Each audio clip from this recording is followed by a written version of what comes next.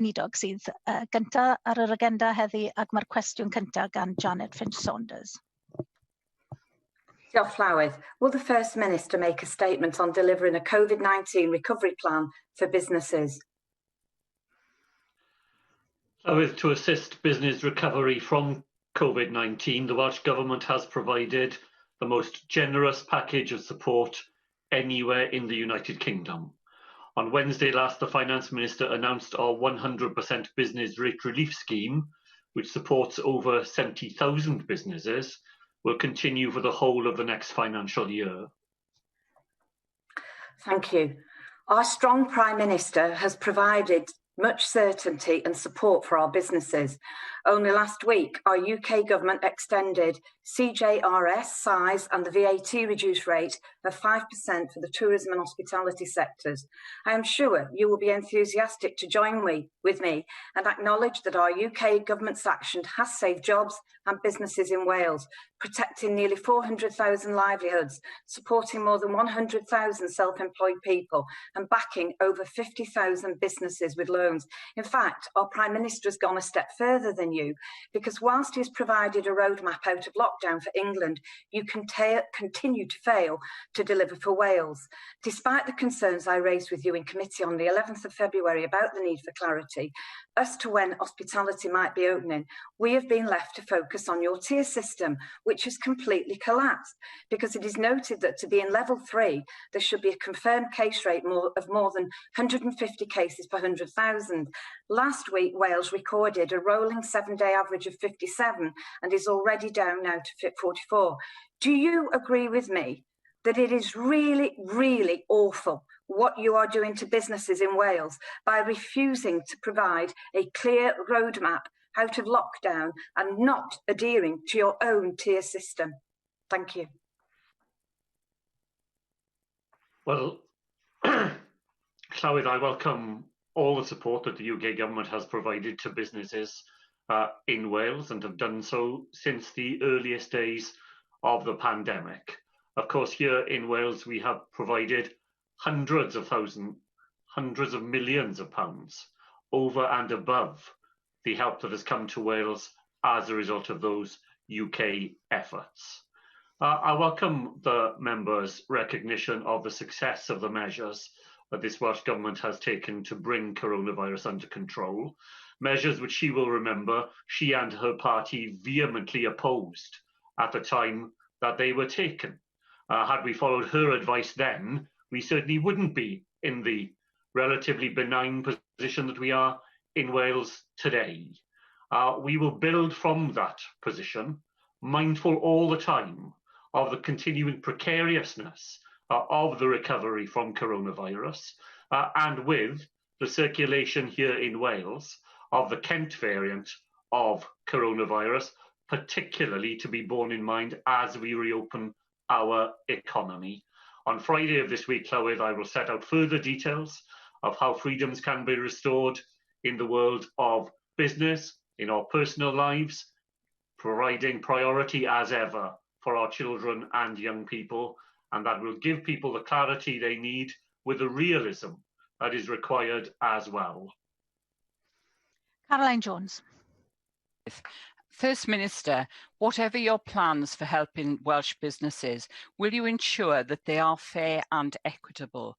I've previously raised the plight of high street arcades, which your government refuses to help.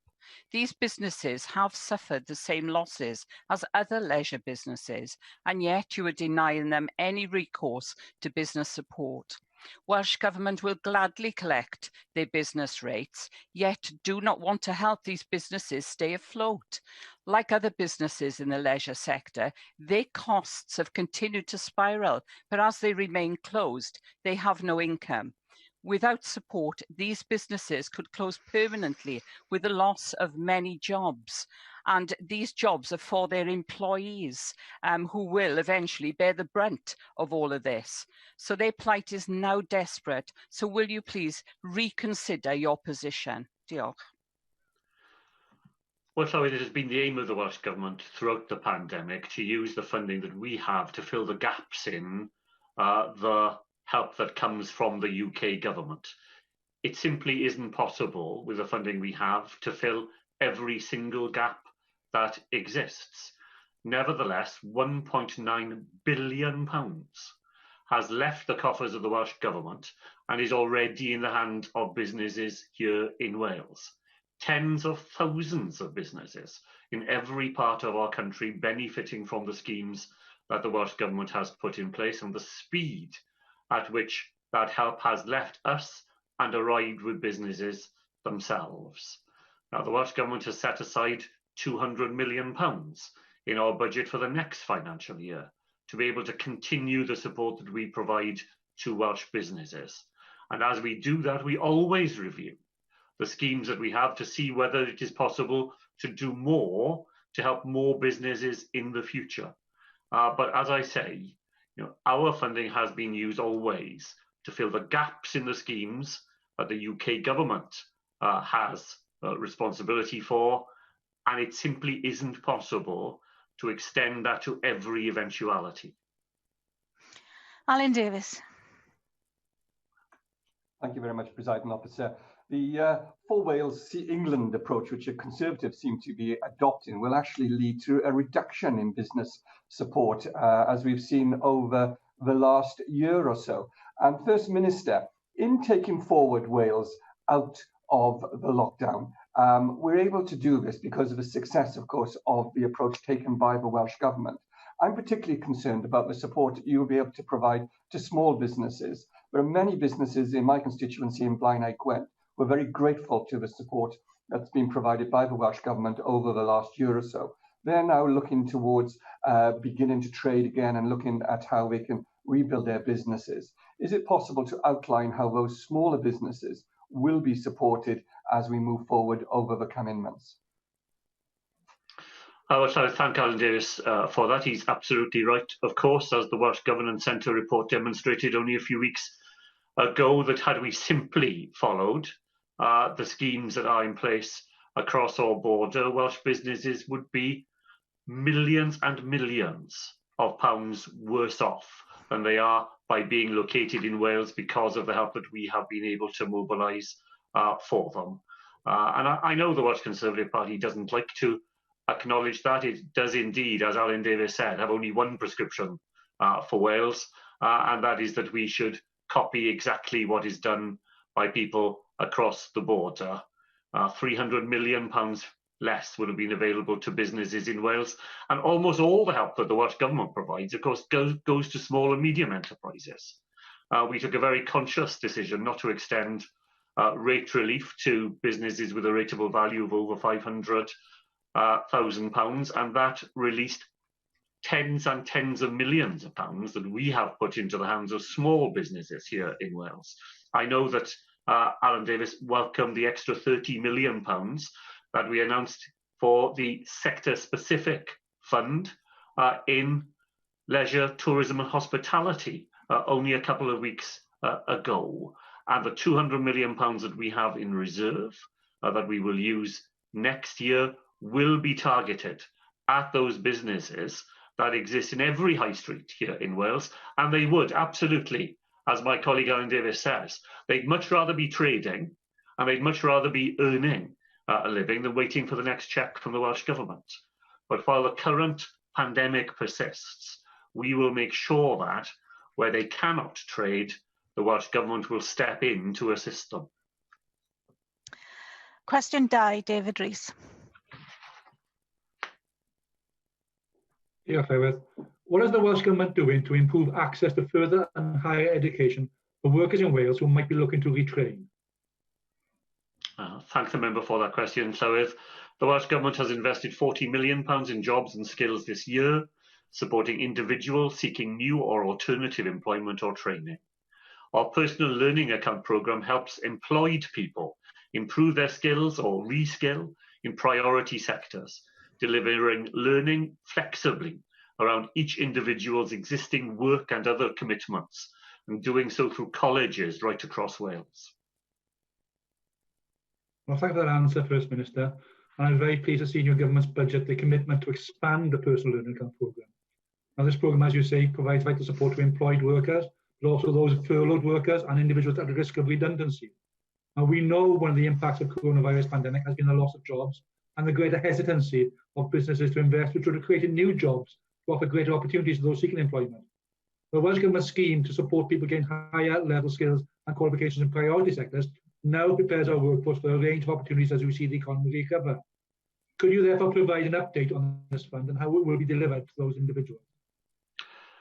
So I thank David Rees for that important question. I know that my colleague Rebecca Evans, as Finance Minister, was very keen to find additional funding for the Personal Learning Account programme, £5.4 million additional funding there because of the outstanding success it has already been. And as David Rees said, Llywydd, for workers, it provides courses and qualifications that are fully funded by the Welsh Government, organised to be manageable around those individuals' existing commitments. They're available regardless of previous qualifications, and 3,000 people have already started personal learning account courses, and we have 6,000 and more applications for the scheme. And for employers, it offers a flexible and responsive scheme designed to overcome current and future skill shortages, sector-specific, aimed at new and high growth areas in the green economy, engineering, construction, the digital economy, and in advanced manufacturing.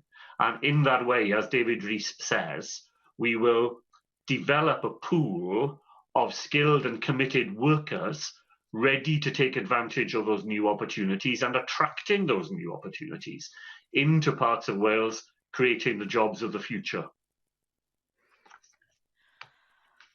Angela Burns. Diolch, Gareth. Even before the pandemic, First Minister, I'm sure you'll agree that the shape of the global economy was changing, which is why in recognition of this, the Welsh Conservatives, in addition to REACT, will introduce a second chance fund to help anyone of any age to pursue level 3 qualifications in college to help them move from the low pay, low skills trap up the career ladder, no matter where they started. And that's the thinking behind our plans for scaling up of degree apprenticeships as well. Do you not agree, though, that routes to excellence have narrowed under this Welsh Government? And instead of funneling everyone through master's degrees, we should be looking at aptitudes and attitudes to ensure more people in Wales get the skills they need to succeed personally and to believe that they play a valuable role in helping our country to prosper. Well, I agree with what the member says about the changing nature of the global economy and the need for government to go on investing in the skills that our workforce will need to face that future. I don't, of course, agree at all with what the member said about narrowing opportunities. Opportunities over the last 5 years have extended enormously because of the changes that we have made in higher education following the Diamond Review. We have record numbers of students in higher education in Wales, particularly opening up opportunities for people wanting to undertake part-time study on a level that is not replicated anywhere else in the United Kingdom. I'm glad to have the support of the Welsh Conservatives for the Welsh Government's degree apprenticeship programme. £20 million invested in this innovative programme during recent years, 200 employers involved in it, and 600 students.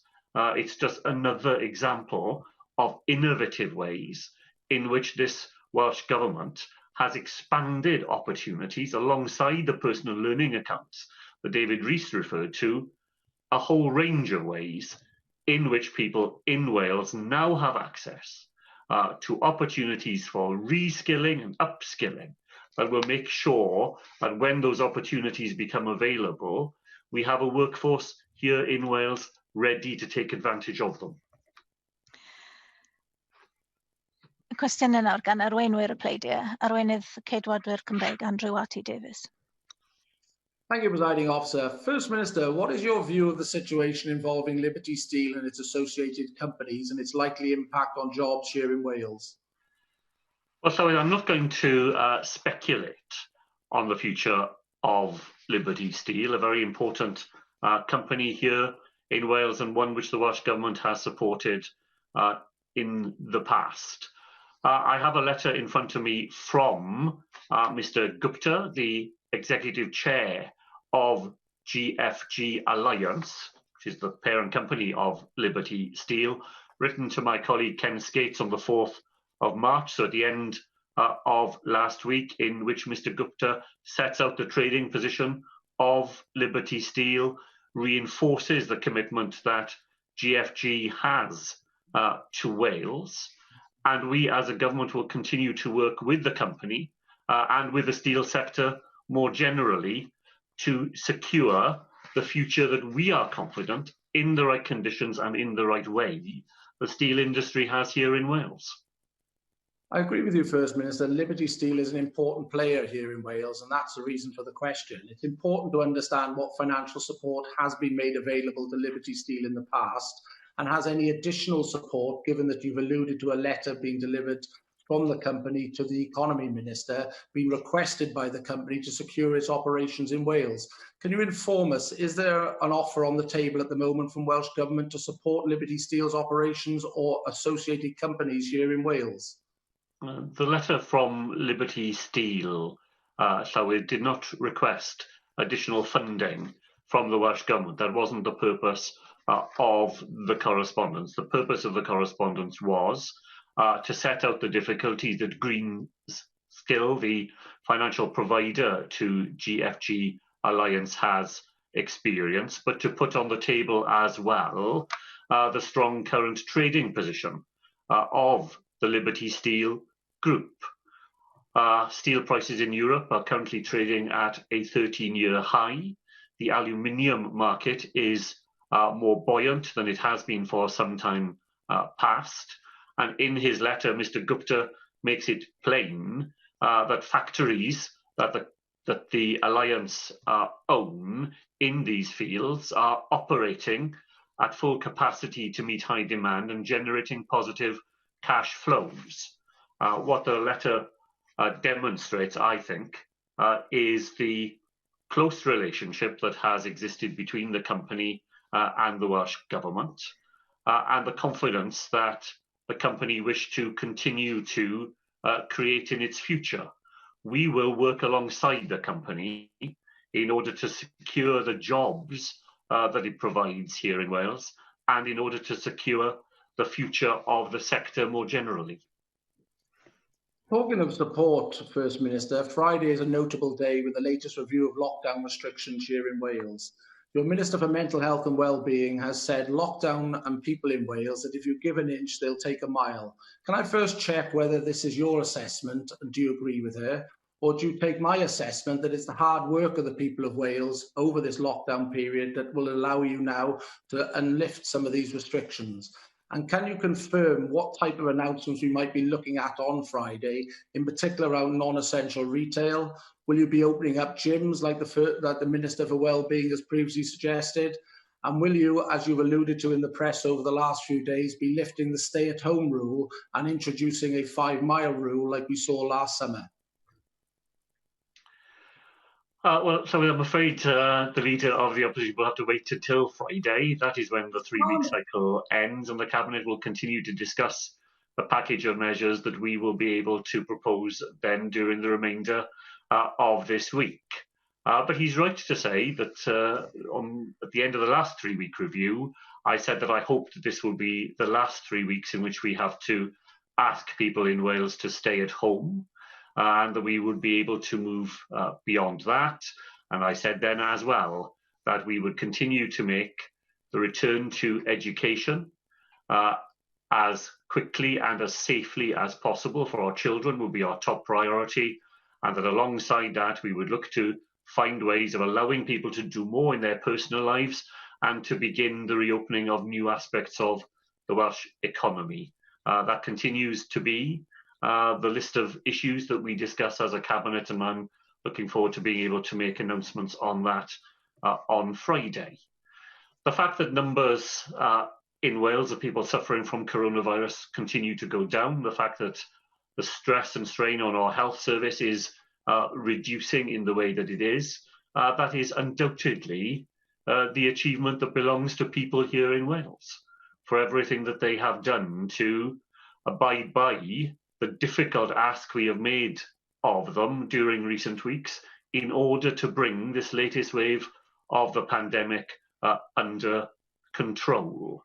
As we lift restrictions, I will once again be appealing to people in Wales not to approach this by asking themselves, how far can the rules be stretched?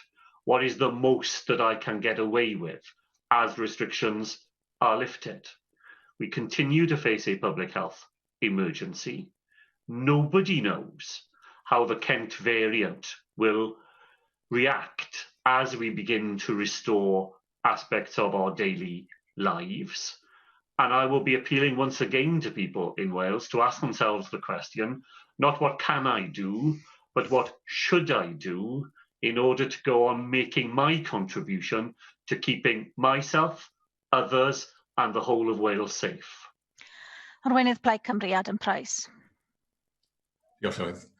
First Minister, upon winning your party's leadership election in December 2018, you said that in a fractured world, members of the Senedd should strive for, and I quote, a kinder sort of politics. Last week, your Labour colleague and leader of Neath Port Talbot Council, Rob Jones, was forced to step aside after a recording emerged of him making despicable comments about our fellow Senedd member Bethan Syed.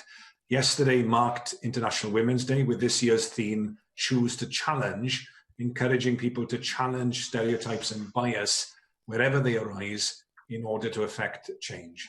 With that in mind, will you place on record your condemnation of Councillor Jones's remarks and choose to challenge his appalling misogyny? And should his temporary resignation, in your view, be permanent? Well, Llywydd, I was concerned to read accounts of what Councillor Jones had said, and I'm sure he has done the right thing in stepping aside from the leadership of Neath Port Talbot Council, while those remarks are properly investigated by the monitoring officer and by the ombudsman here in Wales. It's why he has been suspended from his membership of the Labour Party while those inquiries can be completed.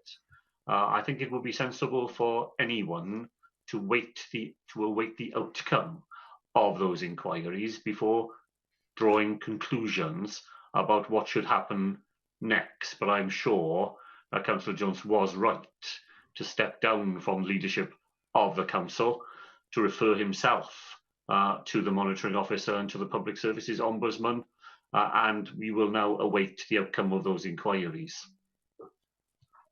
But surely, First Minister, even now, you can issue an outright condemnation of his remarks. And the recording also reveals a sinister way of going about politics, doesn't it? He astonishingly alludes to favouring projects supported by Labour councillors for public funding, citing the example of Alltagrig Cemetery in Ystalyfera. He talks about telling officers to go and search down behind the backs of the sofa to pay for a project which he boasts resulted in people turning to the Labour Party.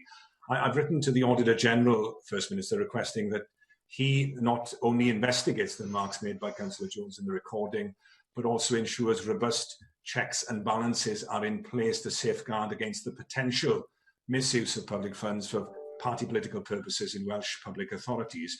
Would you support such an investigation?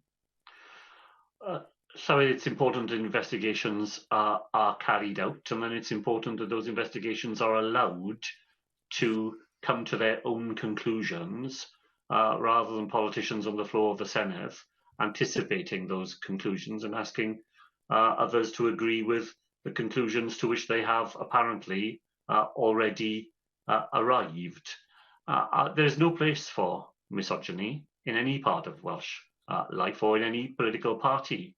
I remember that Mr Price himself launched an inquiry into misogyny in Plaid Cymru in June or July of 2019. I've looked to see if I can find the result of that inquiry, but I've not been able to locate it myself, and that may simply be because I've not looked in the right place.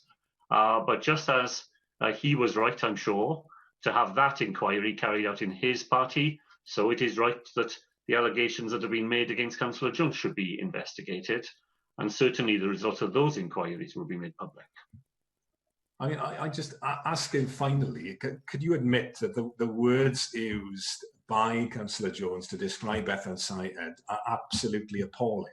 And you have all the information, surely, that anyone needs to make that statement now. In last week's budget, the UK government faced fierce criticism for the way in which its so-called levelling up fund favoured Conservative constituencies. In the first tranche of funding, 39 of the 45 areas due to receive support are represented by Conservative MPs. As my colleague Liz Saville-Roberts put it, our public money is being snatched by the budget of Tory bungs. The revelations which have come to light as part of the Neath Port Talbot saga have worrying echoes of this, First Minister. Are you confident that the case of Neath Port Talbot is not just the tip of the iceberg, and that Wales doesn't have its own problem of cash for colleagues on Labour's watch? Well, Llywyd, I condemn misogyny wherever it is to be found. I think it is right that there should be inquiries into those matters, and I think that it is right that those inquiries should then be made public. That will happen in the case of Councillor Jones, and I think that that applies as much to his party as it does to mine.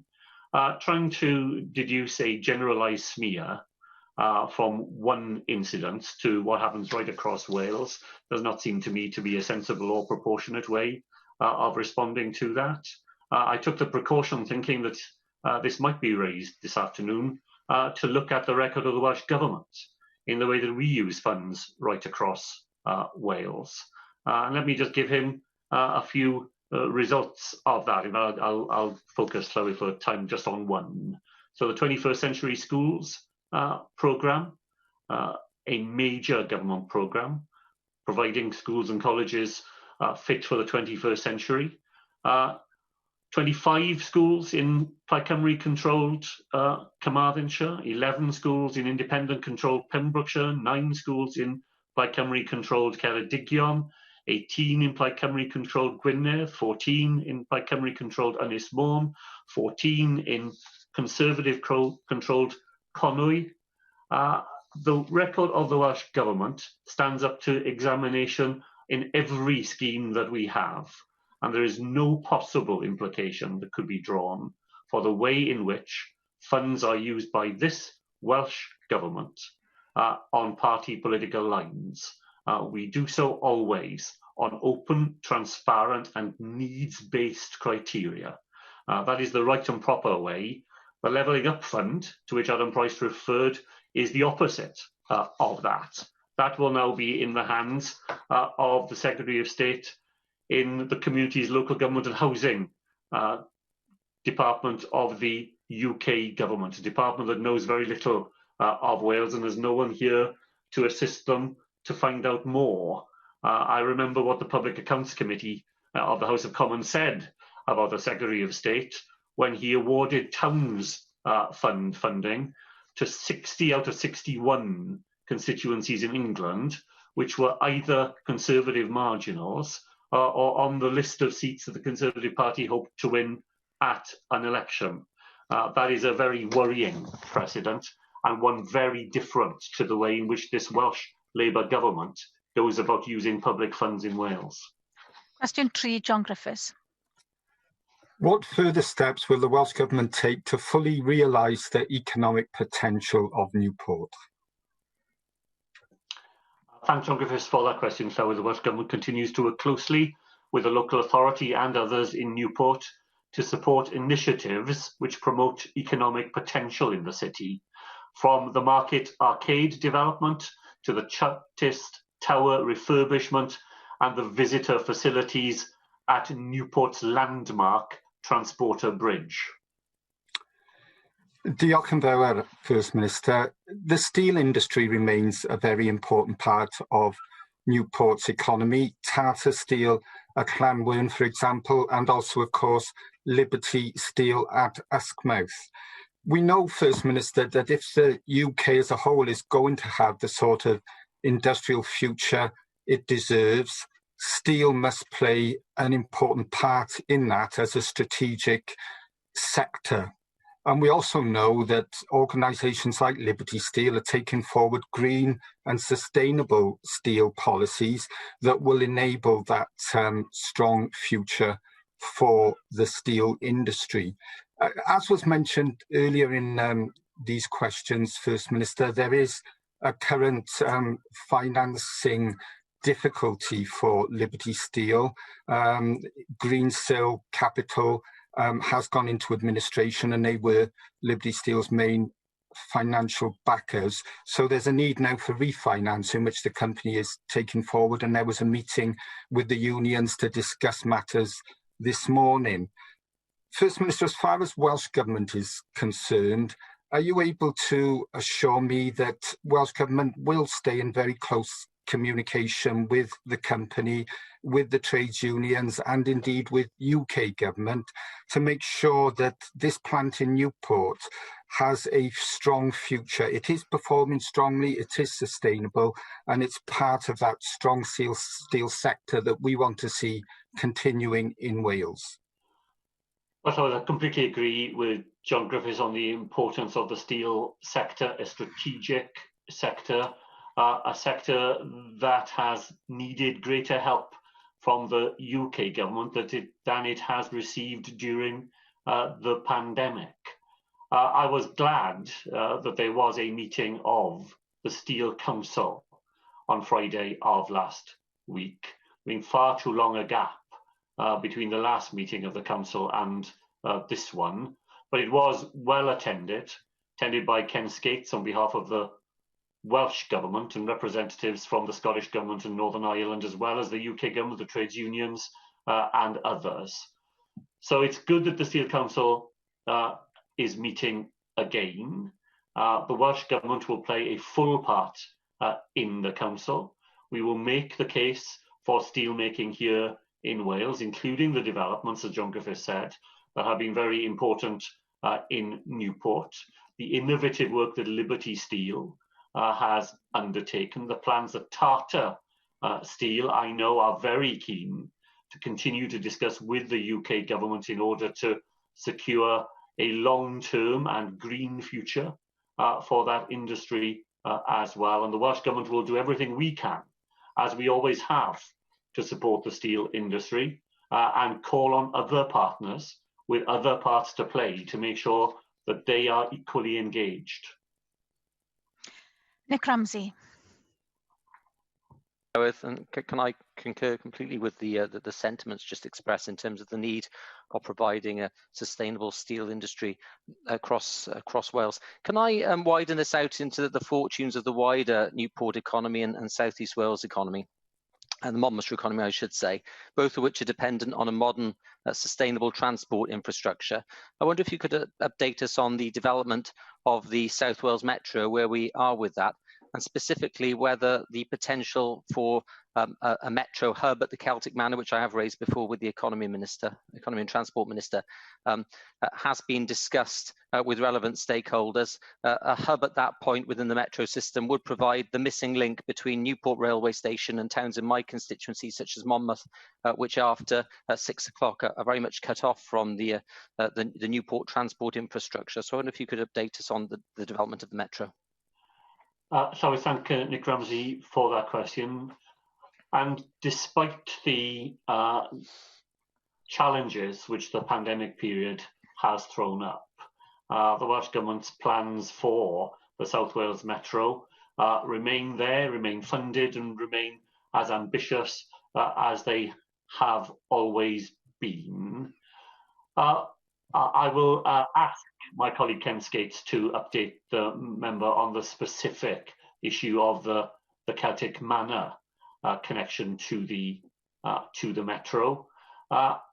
Alongside that, Llywydd, we're looking forward to the publication of the Peter Hendry UK Connectivity Review, to which the Welsh Government provided evidence, and to which Lord Burns, as chair of the Burns Commission, provided evidence as well, because alongside the metro, for the economy of South East Wales and Monmouthshire, we need the UK government to commit to the upgrading of that second line that already exists with plans that the Burns Commission set out in detail, 6 new stations potentially along it, making a great deal of difference to connectivity in that part of Wales, and with a real opportunity in the connectivity review for the UK government to demonstrate its commitment to connectivity between South East Wales and our trading partners across the border, and to do it according to a plan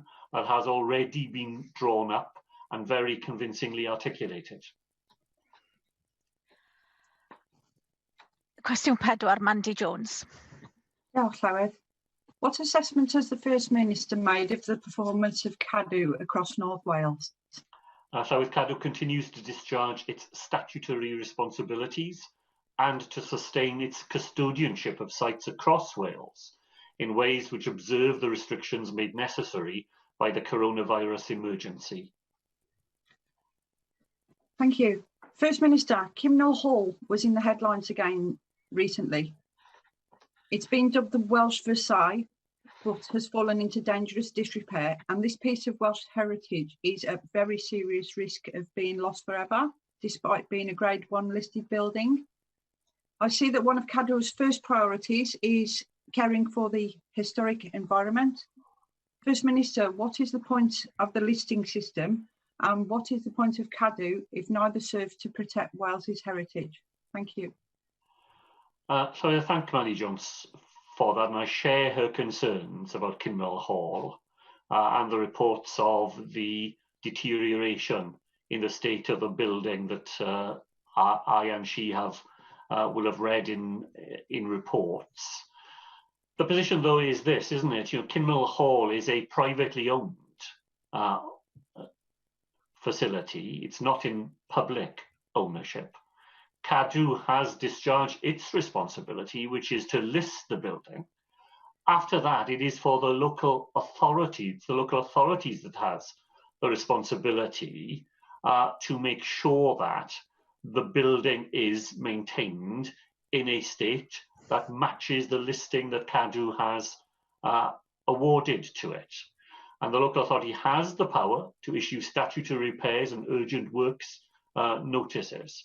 Now, I understand that while the current owners in the past have been reluctant to recognise the need for action to address the state of the building, that in more recent times there has been a greater appetite on their part to take the steps that are necessary, and that Conwy County Borough Council is in discussions with them to make sure that those steps are undertaken. Cadw remains involved, but in a supporting role to the local planning authority, providing them with options that are available in protecting the building, I beg your pardon, but it is not Cadw's responsibility, once the listing has been carried out, to make sure that the building is kept in a proper state of repair. That is the responsibility of the owners, and where the owners are in default of that responsibility, for the local authority to step up and make sure that the actions that ought to be taken are taken. Darren Miller. First Minister, I've listened very carefully to your answer in respect of Cynllun Hall, which, as you will be aware, is in my constituency. It is a very precious building. It's a very important part of our national heritage as a nation.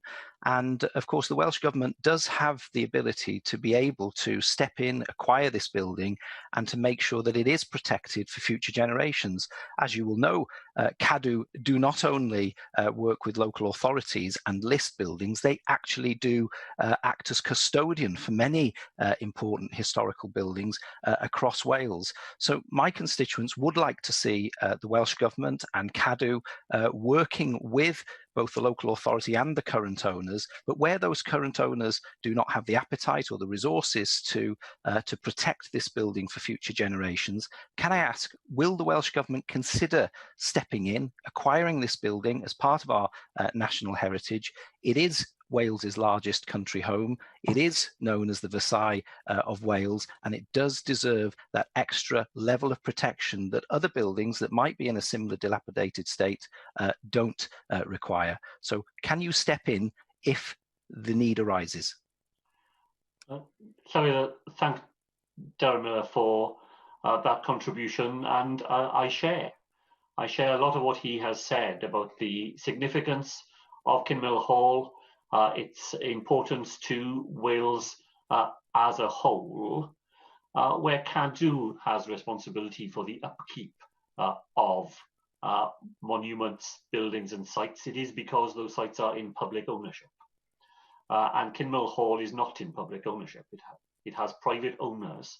And as far as I am aware, those owners have never shown an appetite for the building to be taken out of their ownership and acquired by the government on behalf of the Welsh population more generally. It would be a very big step, wouldn't it, for the government to compulsorily remove a building from private ownership. And that would not be my preferred course of action. If there is an appetite on the part of the owners for a different ownership model in future, then of course the Welsh Government would be part of that conversation. We're not the only possibility there, of course. I know Ddyrannu would be very aware of the National Trust's operation here in Wales, and there are a number of ways in which privately owned buildings can make their way into wider forms of ownership with different levels of custodianship for the future. Cwestiwn 5 yw'r Anca Davies. Diolch, Llywydd. Will the First Minister make a statement on the use of unallocated funding included in last year's annual budget? Okay, thank Hugh Anca Davies for that, Llywydd. The third supplementary budget of this financial year, to be debated in the Senate later this afternoon, completes our fiscal spending plans from a total available resource of £23.3 billion. 99.6% of that funding has been committed by the Welsh Government as set out in the third supplementary budget. First Minister, thank you for clarifying that. And I asked you this question because the Welsh Government, despite allocating what you've just told us was 99.6% of its resource, has continually come under fire from the Tories here in Wales, whilst at the same time the Chancellor in Westminster holds a COVID reserve which currently stands at £19 billion. So, First Minister, it is clear now that if the Welsh Government had run down all its available COVID guarantee by October 2020, as suggested by the Welsh Conservatives in Wales, then you would not have been able to match the firebreak and the Christmas restrictions with the far-reaching business support that was rapidly put into place. Now, if there's one consistency, First Minister, with the Conservative Party currently in Wales, it's to feign fury when our government in Wales makes the right decisions to keep Wales safe, only to fall silent when their party in Westminster follows suit. So do you agree with me that the Welsh Conservatives are now so far off Rishi Sunak's radar that they feel confident that he won't even notice when they inadvertently attack him and his policies? Well, sorry, I agree with Hugh Anca Davies. You know, it is surely one thing not to be able to be wise before the event, and that is certainly the record of the Welsh Conservative Party, but it's a party that doesn't even manage to be wise after the event either. Had we taken that party's advice back in October, then of course Hugh Anca Davies is right. We would not have been in a position at all to support Welsh businesses in the way that we have during the remainder of the current financial year. Back in October, we had spent 2/3 of our budget at the 2/3 point of this financial year. We had spent 3/4 of our budget when we were 3/4 of the way through the financial year. And as I said in my original answer, at the end of the financial year, we will have spent 99.6% of all the funding available to the Welsh Government. And that, Llywydd, is a pattern repeated year after year during the whole of the devolution era. Every year, this Welsh Government uses to the maximum the funding that we have available to support businesses and public services here in Wales. And our record compares extraordinarily favourably with UK government departments who never manage anything like the same match between funds available and the ability to put it to good use. The record of the Welsh Government here stands up to examination by anybody, and the advice of the Welsh Conservative Party and the nonsense, the absolute nonsense that they offered people back in October has been exposed very badly since then by the events that have since unfolded. Mark Isherwood. Clywyd. Well, the Welsh Government Reserve can hold up to 350 million. On April the 1st, 2020, the balance was at 335.9 million. 3 weeks ago, the Welsh Government and UK Government agreed additional flexibility beyond the Wales Reserve going into 2021-22, enabling the Welsh Government to carry over any unallocated element of the extra £650 million provided by the UK Government into the 2021-22 financial year on top of the existing provision to transfer funding between years. This financial year, the Welsh Government is carrying forward around 660.2 million of extra 2020-21 funding to 21-22. The Finance Committee has recommended the Welsh Government publish an outturn report for 2020-21 with a similar level of detail to that for 2019-20. So how does the Welsh Government respond to this, and how will you ensure additional transparency regarding Welsh Government budgets where, for example, the Welsh Government has failed to allocate any of the extra UK Government funding, unlike Scotland, meaning that you have failed to allocate £1.3 billion in the budget your government is announcing today? Well, Llywydd, I don't think this government will need any lessons from the member on additional transparency. This is the third supplementary budget that we have laid during this financial year. It sets out in absolute detail all the way in which funding that is available to the Welsh Government has been used. His government in Westminster did not publish a single supplementary budget, and it was only when, very late in the year, many weeks later than they promised, when the estimates were produced, that the additional funding was provided, and sensibly at last, the Treasury agreed that it was too late in the financial year for that money to be sensibly used and that it could be carried forward into the next financial year. That is exactly, therefore, what my colleague Rebecca Evans proposes to do. We have reported faithfully and regularly on every spending decision that we have made to the Senedd, quite unlike the performance of his party at the UK level. Of course, we will publish an outturn report. That happens every year as a matter of course. We have to report on the final outcome of our budget, and we will do exactly that. It's a great disappointment to me that the Chancellor refused and continues to refuse to allow us any additional flexibility with our own money, Llywydd. That is what we have asked for when it comes to the Welsh Reserve. We haven't asked for a single extra penny from the Chancellor. We've simply asked that the money that we have as a government can be managed by us in a way that would maximise the value of that public money at the end of the financial year. Instead, we continue to be treated by the UK government as though we were simply another government department, rather than a government and a Senedd in our own right. And I think that is just another example of the way the UK government continues to refuse to recognise the realities of the United Kingdom 20 years into devolution. Cwestiwn 6, Lynn Neagle.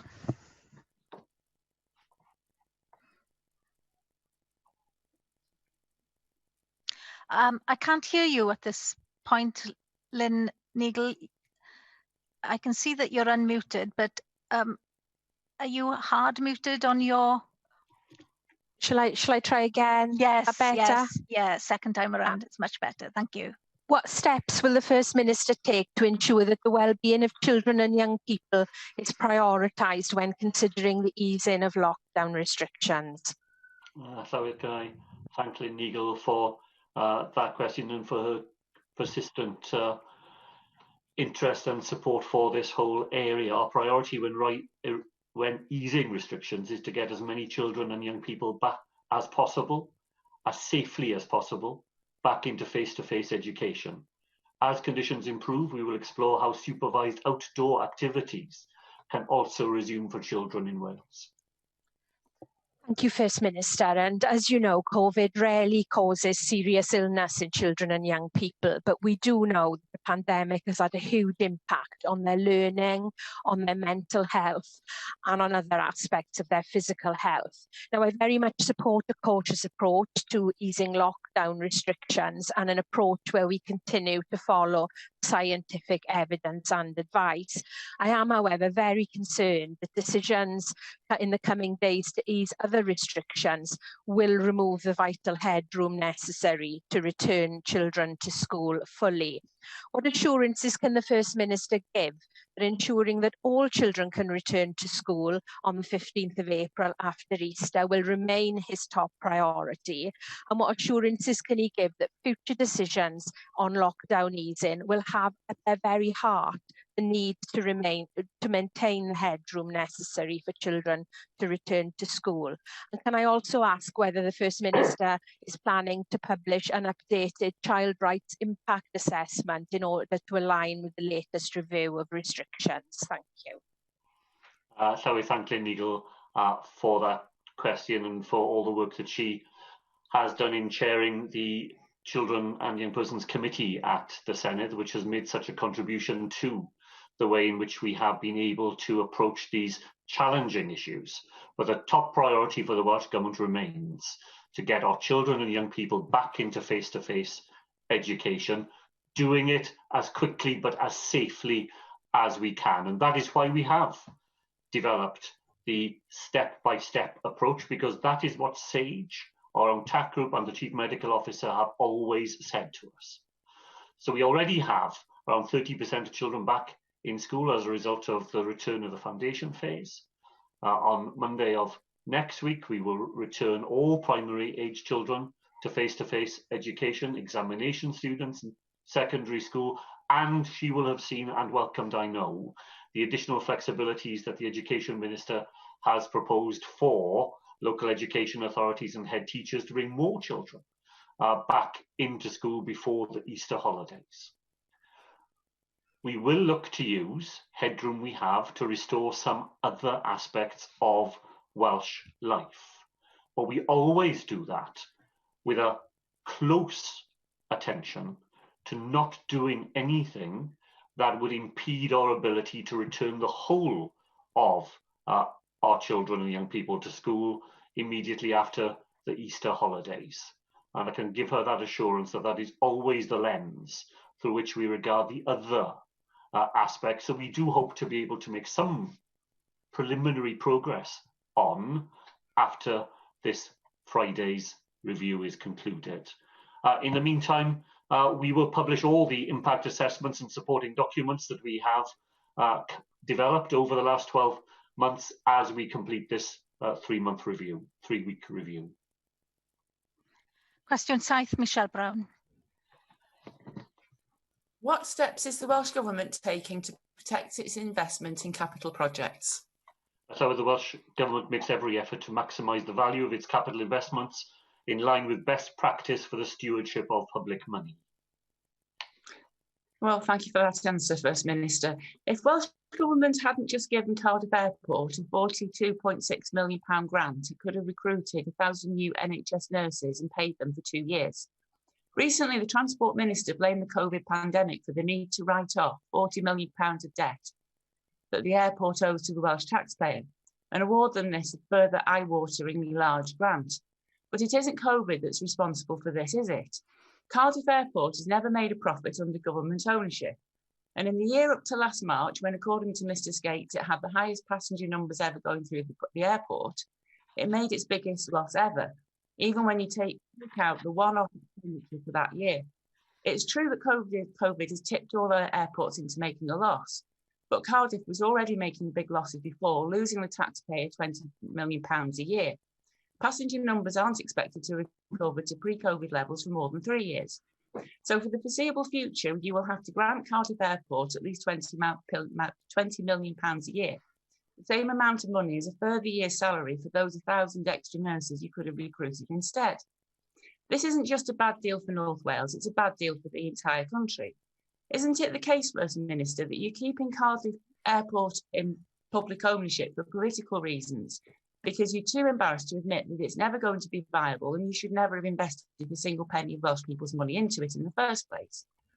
The latest bailout for Cardiff Airport is so unsound commercially that even the Development Bank of Wales, which deliberately takes greater risk than the market, wouldn't have lent it any money.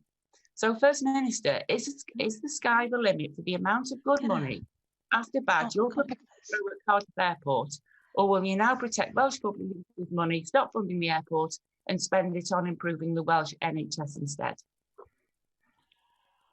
Although I don't share the member's hostility to Cardiff Airport, her account was as mistaken as it was lengthy.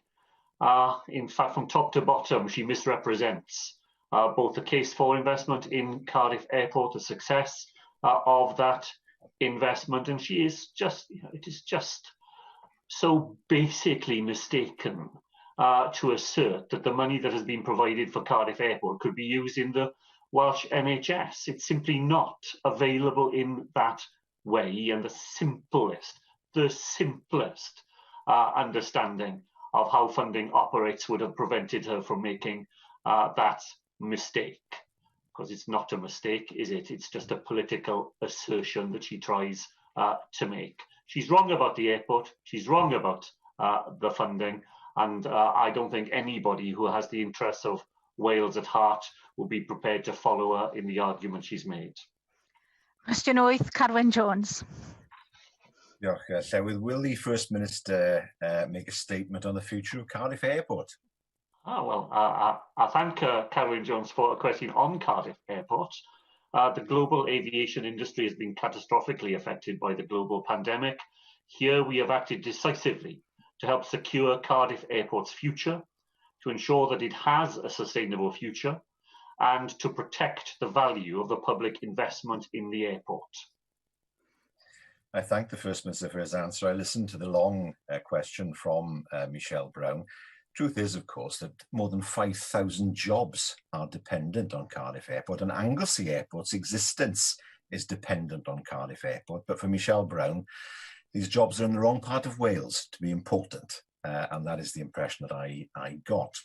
Cardiff Airport was doing very well indeed until the COVID outbreak. But help me with this, if you would, First Minister. The Welsh Conservatives, through their government in London, has provided help to airports in England, but they condemn our Welsh government because it has provided help to our airports in Wales. Can you help me as to why they hold those double standards, or is it because they're deep within the psyche of the Conservative Party, woven into their DNA, together with their fellow travellers like Michelle Brown, there is a strong desire to see Wales fail?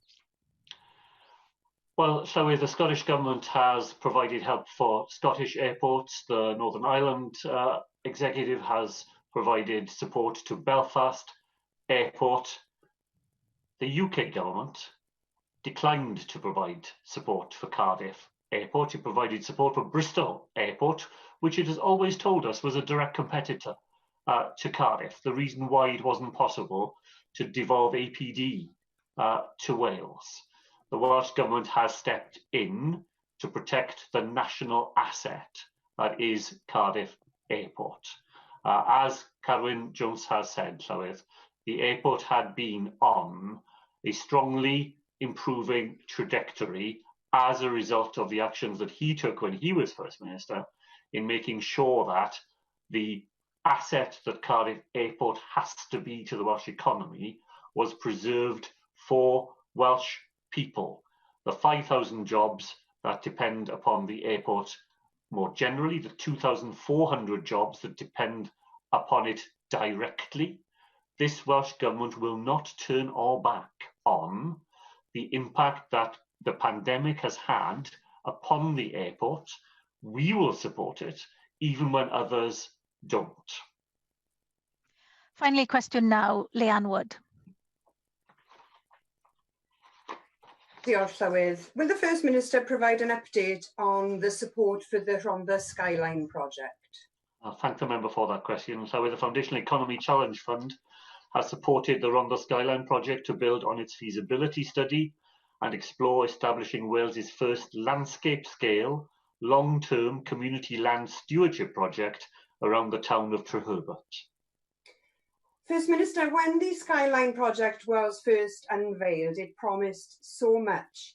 The First Minister, as First Minister, you responded to a question I asked about creating jobs and opportunities in the Rhondda, arguing that the Skyline project was evidence that the Labour Party hadn't forgotten about the Rhondda.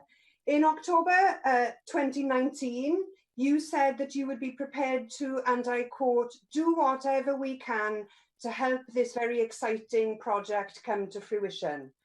Well, the project has been diluted from the community having control over a mooted 650 hectares to now just 80 hectares by your government body, Natural Resources Wales. And if this isn't disappointing enough, even this watered down modest project has now been rejected out of hand due to NRW Welsh Government technical internal issues.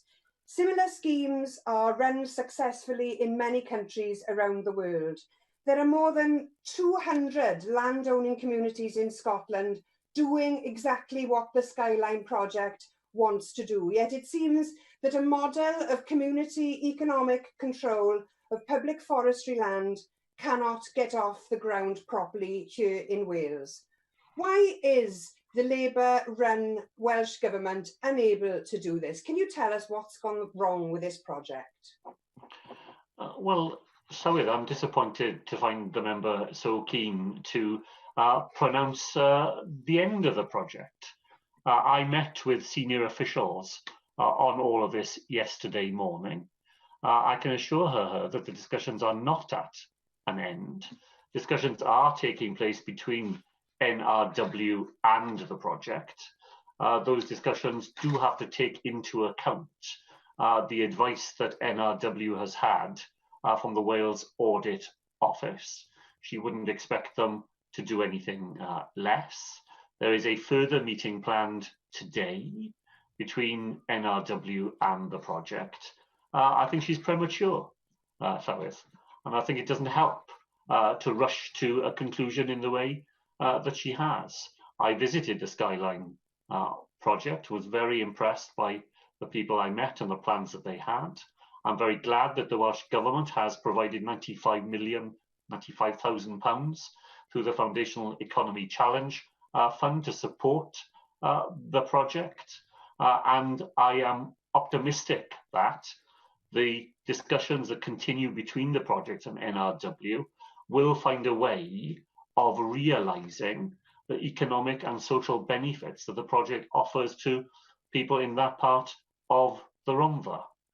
The minister responsible, Lesley Griffiths, wrote to NRW in December, telling them that she wanted a future for the project that did exactly that, that allowed the full economic and social benefits that it offers to be realised. And I want those discussions to continue on that basis. Diolch i'r Prif Weinidog. Reit,